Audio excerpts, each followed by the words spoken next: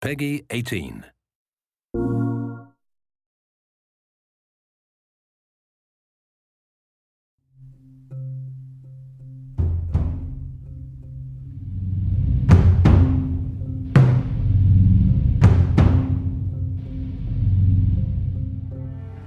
We really want to make sure that there's that contrast between the negative space and then the high tension spikes.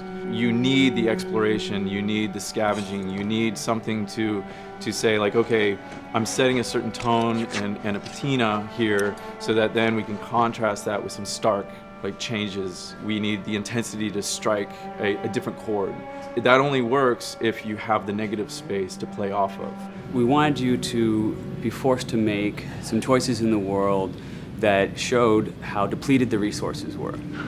You know the drill. Look around, see if there's anything we can use. And we really wanted to give you a reason to go explore this space.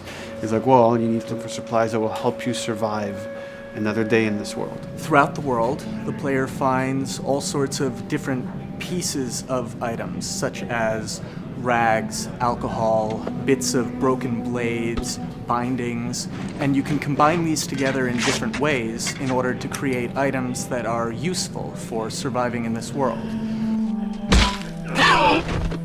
Some items in the recipes require the same combinations of things or the same types of resources. So you have to make this choice. Do I want to go offensive with it? Do I want to go defensive with it? I can find a bottle of alcohol and some rags and I can create a Molotov cocktail from it. That's going to help me take out a couple guys if I use it appropriately.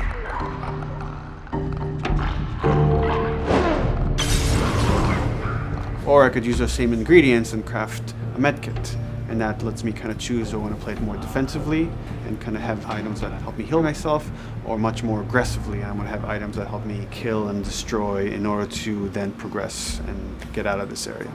Molotov and medkit are not the only ones that have these interesting overlaps. You can craft a shiv out of a binding and a blade so that you can sneak up behind somebody and take them out more quickly and more quietly, or can be used to jimmy open locked doors. So you are expending a binding and a blade in the hopes that there's going to be something awesome on the other side of that door. Or you could craft a melee upgrade. So you might have some nails that you've picked up, or a pair of scissors or something. You're going to be able to use bandages and use these things to attach them to the 2x4. So now you've got a more powerful melee weapon. This is something you're going to be able to run and take down an enemy in a single blow.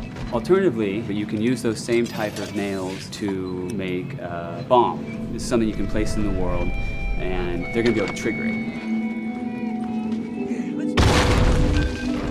Since resources are limited, you stealth past an encounter, you're not getting the stuff that was encountered. Not just the stuff off the guys that you would have taken down, but also in terms of what's in the environment for you to scavenge. So you have to balance that risk versus reward, but it's definitely all a part of the choice. And sometimes the world doesn't give you a choice. Sometimes the battle breaks out in a way you didn't expect, and you have to make decisions, in the moment. So that's another reason why we did the whole crafting system live. We didn't want the player to have to scroll through a long list of different items. We wanted it to be the absolute minimum amount of button presses.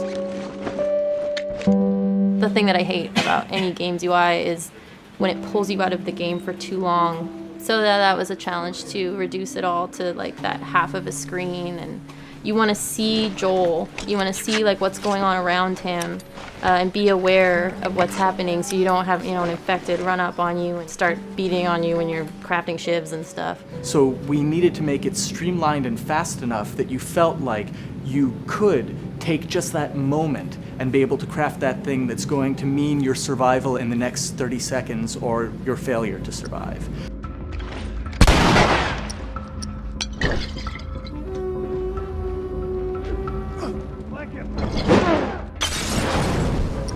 The brutality of the encounters is allowing us to reach into the tone of the survival aspect of the game. When something comes up in their way, whether it's a human or infected, then Joel and Ellie, you hear them whisper to each other and you see their animations change. Everything, their whole demeanor reacts to the scenario in front of them. And that's the same feeling we want you to have when you're holding that joystick. It's just like, oh, okay, what do I have in my inventory? How many are there? Where are they at? Locate them and try to figure out, okay, what are we gonna do?